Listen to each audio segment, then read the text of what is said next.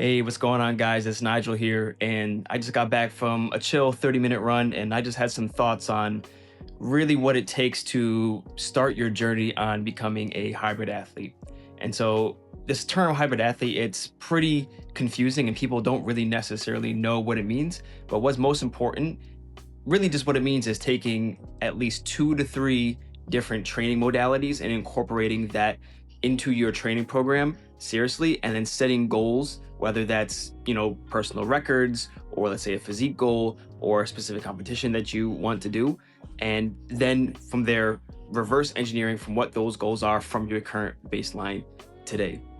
And so really anybody that I would recommend in terms of becoming a hybrid athlete, obviously there's the classic term of, really being a endurance athlete and a lifter. That's the most common hybrid athlete, but really you can make it whatever you would want it to be. You could be someone that, let's say, they lift and they cycle, for example, or let's say someone that lifts and then they play another sport like soccer, for example.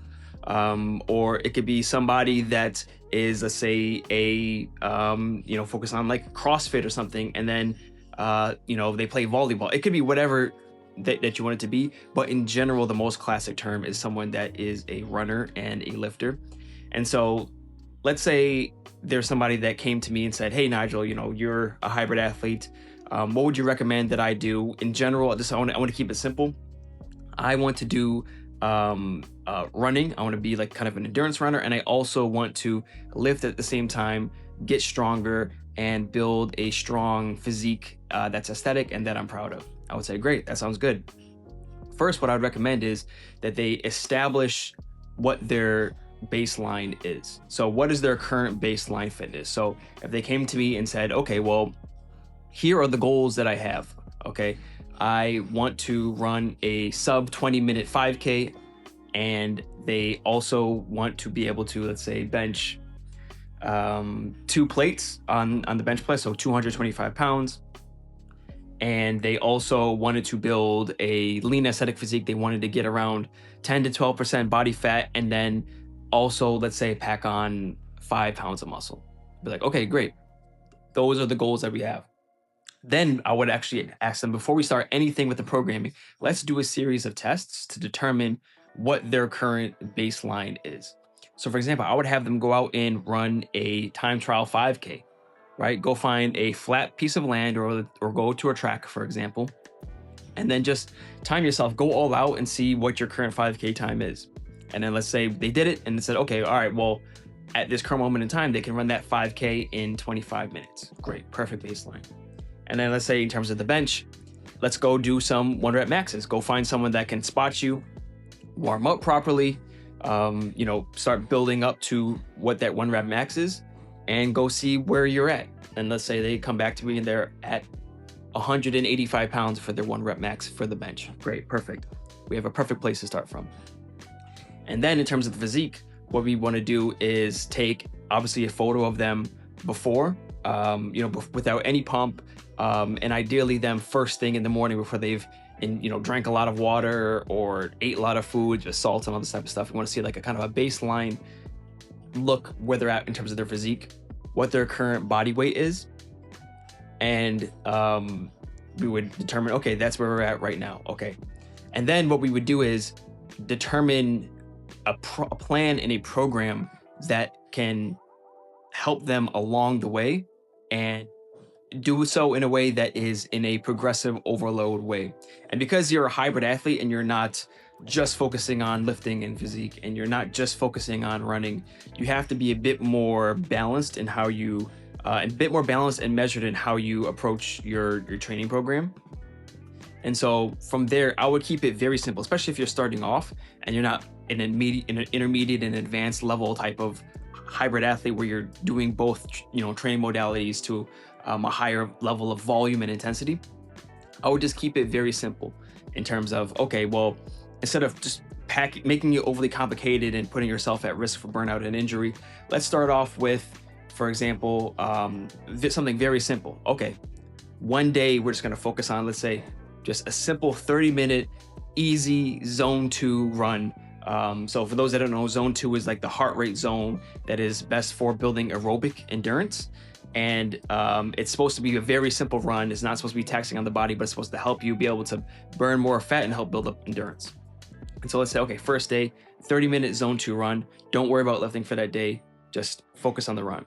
And then the next day, we'll go to the gym and we'll focus on lifting, right? So obviously, we would focus on having a lifting program that obviously has bench in it, but also focuses on other key compound movements and just kind of keep it simple. I think with hybrid athletes, having full body days are most efficient because we're not going to be able to do kind of these bro bodybuilding splits where you're focusing on this like 1 or 2 muscle groups at a time. We don't have time for that. We're best focused on doing full body workouts. And in general, to be honest, I've gotten the best results from doing full body workouts.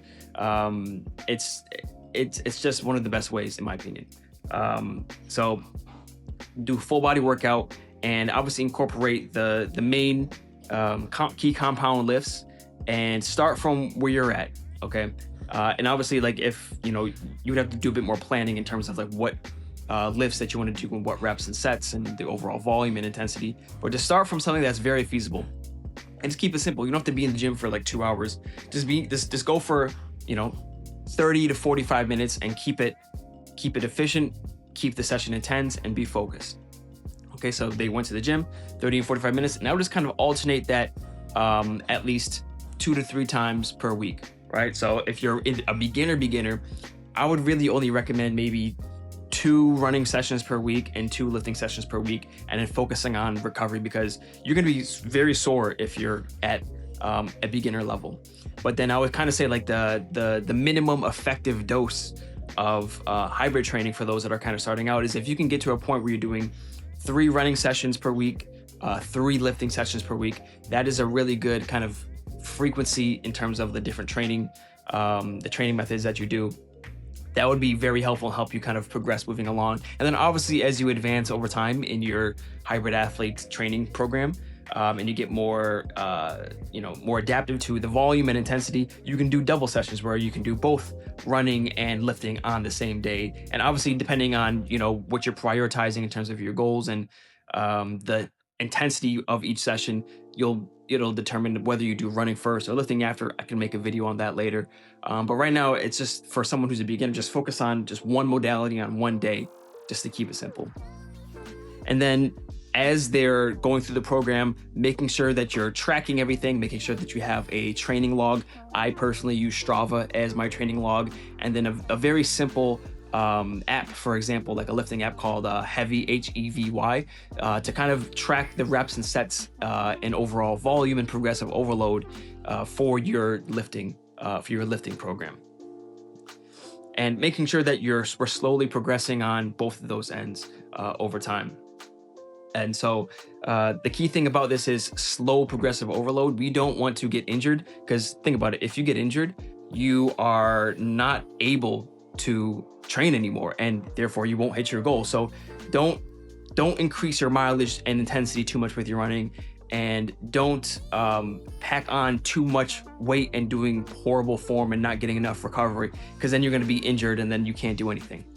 So making sure that the progressive overload is steady but slow and progressive. So for example, a good benchmark with running is not adding more than 10% more of weekly mileage on a week over week basis, and keeping it very simple there. And so as you're going throughout the program, you're tracking things, you're being consistent, you're slowly progressing. At the halfway point, I would focus on doing kind of an intermediate test to see where your progress is at. So I would then go do a 5K time trial. So let's say we create a 90-day program. Halfway through, 45 days in, we would do a test, let's say 5K time trial and a bench press, 1 rep max bench press in the gym to see how we're progressing. And then from there, we would recalibrate our program. Maybe we need to go back on volume. Maybe we can actually increase volume and it's way too easy for you. Or maybe change a few exercises and workouts that we need to do. So that intermediate kind of stress test, that time trial and that 1 rep max will help us determine where we are at and how to pivot moving forward. And then obviously at the end of our program, let's say we created a 90-day program or a 4-month program, at the end, we would then have the final test to see where we're at and if we've accomplished that goal. then we would obviously celebrate it, enjoy that time. And if you even came short, as long as you've made some kind of progress, that's still a win. Any kind of progress is a massive win. And just make sure that you don't compare yourself to anybody, because obviously comparison is the thief of joy. But yeah, I would definitely enjoy that win, and yeah, just kind of bask in it and soak it in. And then after that, figure out, okay, well, now we're at a new baseline. And then maybe you might want to take some time off, maybe a week off or 2 weeks off, just to kind of making sure that you don't burn out and you kind of reset and recalibrate. And then we'll set a new goal, right? So this new test that we did at the end of the program is our new baseline. We set a new set of goals, and then we create a new set of training programs moving forward.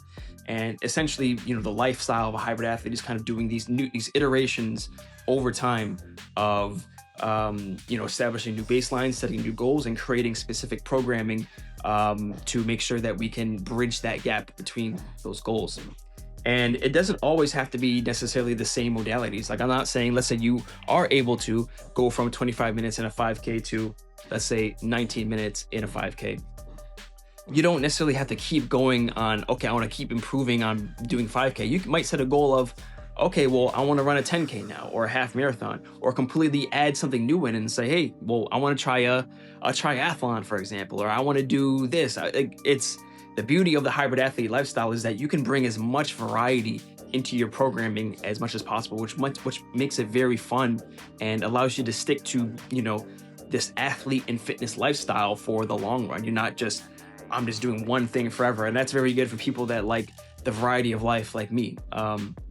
So that's how I would structure things as a hybrid athlete. Keep it very simple, establish a baseline, determine what your goals are, create a program that you can track and progressively overload and maybe switch things up, do an intermediate test halfway through the program, and at the end of it, do the final test, the final time trial, or the race, or the 1 rep max, see where you're at, enjoy it, and then repeat that process over and over again.